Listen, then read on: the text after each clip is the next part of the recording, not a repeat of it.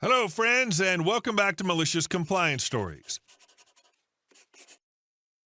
Let's start our story with a supervisor juggling a grueling 3 back-to-back double shifts, a union-heavy workplace, and a manager infamous for shirking responsibilities. But before we begin, best way to support our channel is to leave comments, like, and subscribe with the turned-on bell so you don't miss the new video every single day. Here we go. Overworked Supervisor follows every rule, costs manager overtime and a write-up. I used to work as a supervisor in my last job and was directly working with a union. Some of my managers really didn't want to deal with things when it came to workplace injuries, so I had to deal with most of them. If you've worked with a union before, this is a very long and time-consuming process. While important, very tedious. So that brings us to that one evening. I was on my second double in a row of 3 and very much ready to go home. As I wrapped up my area, my evening manager texted me to assist another supervisor with an injury. The supervisor was newer and needed to be taught. I informed them I was already there on a double and needed to come back in the morning, and was there anyone else or could they help them?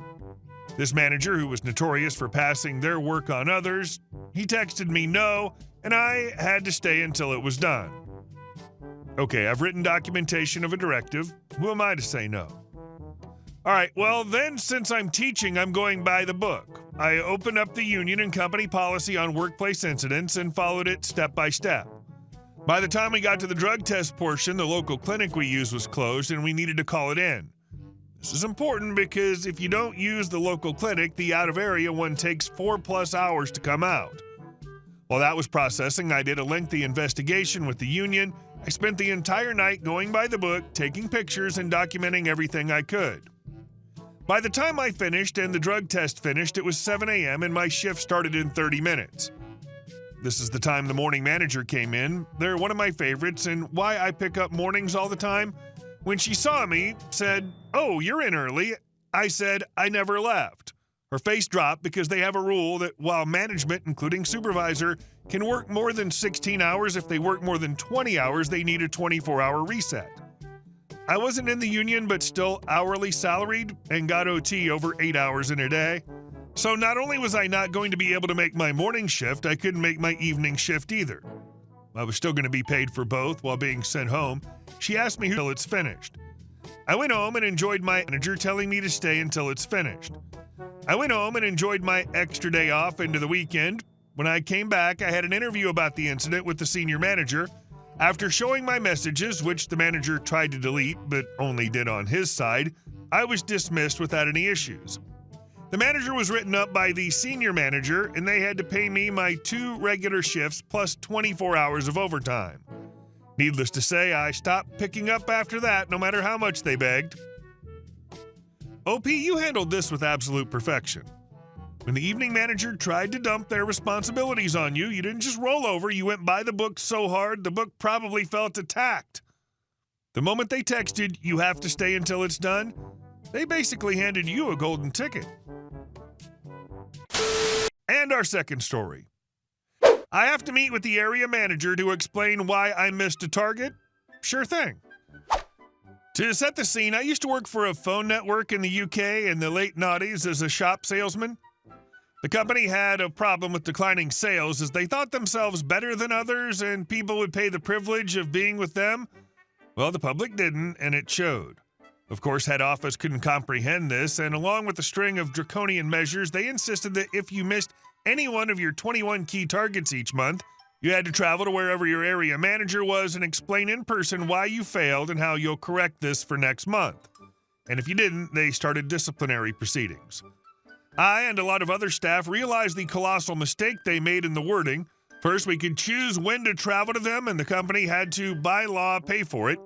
They even said they would pay travel and other expenses in the announcement and link to the government website stating it. Cue the maliciousness. I'd actually taken a new role in a different industry and was on my 3-month notice, and this new policy came into effect in the first of the 3 months. And I missed one of my targets, for amount of accessories sold, by 2%, so I got the summons to see the area manager. I'd been informed there was a meeting of area managers to be held in Inverness, the far north of Scotland, in 2 weeks, so scheduled my meeting with him accordingly. Now, I lived and worked near the other end of the country, in England, so I used the company system to book my travel, and due to the journey times, 9 hours to get there, I had to book a hotel for 2 nights. I also opted to pay the optional £50 to upgrade all my bookings, first-class rail ticket, and a 4-star hotel instead of a welcome break or other budget option.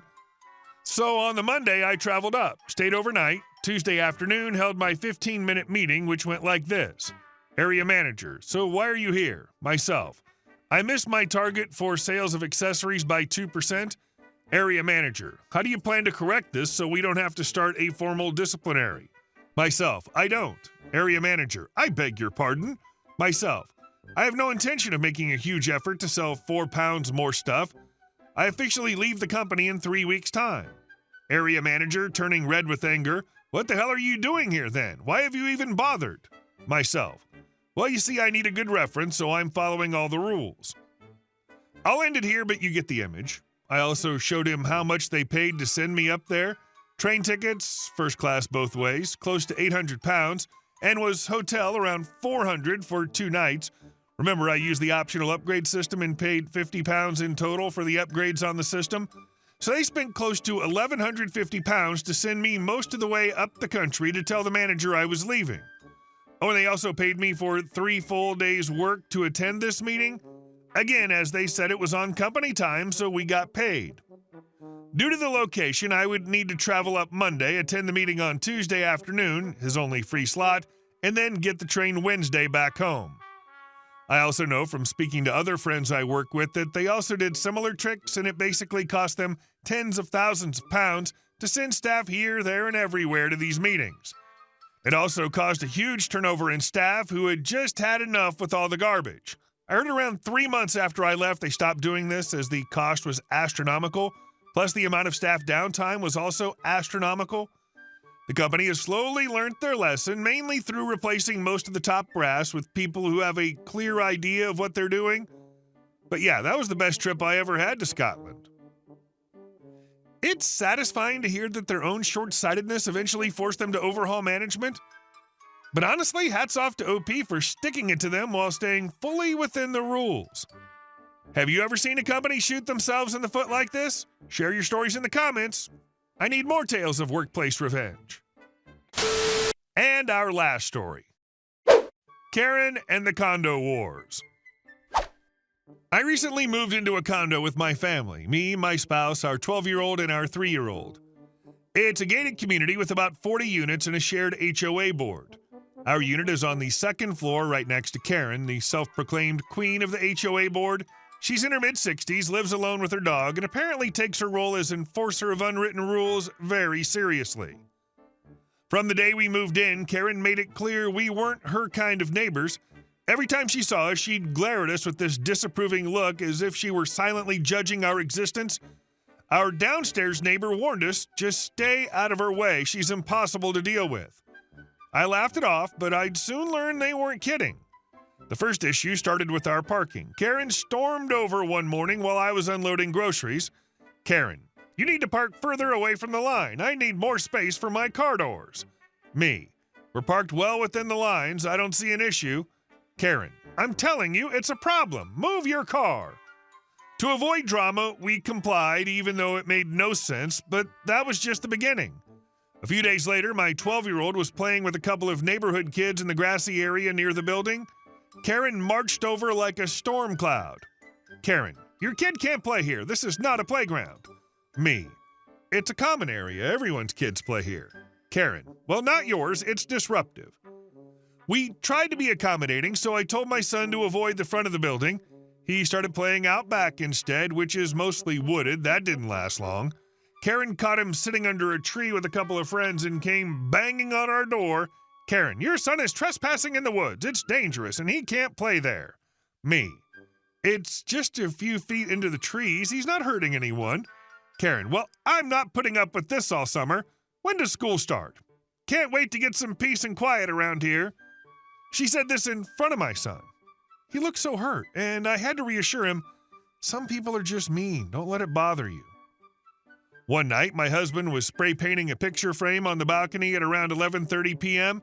Karen caught sight of him while walking her dog. Karen, what are you doing? Husband, spray painting? Karen, you can't do that, and the balcony light should be off after 10 p.m. Husband, that's not a rule. Karen, yes it is, I'll send you the rule book. The next day, we received an email from management with the HOA rules attached. We read through them thoroughly. There was nothing about lights or spray painting. When I was spray painting a headboard a few days later, Karen appeared again. Karen, are you spray painting again? I told you that's not allowed. Me, it's perfectly fine. I'm not disturbing anyone. Karen, it's 10:30 p.m. I'm calling the police tomorrow. Her threats didn't scare me, but it was clear she was trying to bully us into submission. The final straw came when Karen started peering into our balcony every time she walked her dog, clearly looking for something to complain about. My husband caught her leaning over the railing and taking photos of our backyard. Husband, Karen, what are you doing? Karen, just documenting violations for the HOA. You'll be hearing from us soon. We decided enough was enough. I filed a formal complaint with the HOA documenting every interaction and attaching photos and videos. It turns out we weren't the only ones dealing with her harassment. Several neighbors had similar complaints. After a board meeting, Karen was officially reprimanded for harassment and misuse of her position. She lost her spot on the board, and the HOA warned her that any further incidents could lead to legal action. We installed cameras for extra protection and started to feel a little safer in our home. The best part? Karen avoids us now. Every time she sees us, she scurries away like a mouse caught in the light. But here's what I love. OP didn't back down. They followed the actual rules, stood their ground, and kept receipts, literally, photos and videos. Karen's downfall was perfect. Losing her HOA spot and being warned with legal action? That's justice served. Now she's out here scurrying away like a cartoon villain whose plan backfired. Honestly, it's satisfying to see a bully put in their place. Hey guys, thank you all for watching the video. I'll see you in the next one.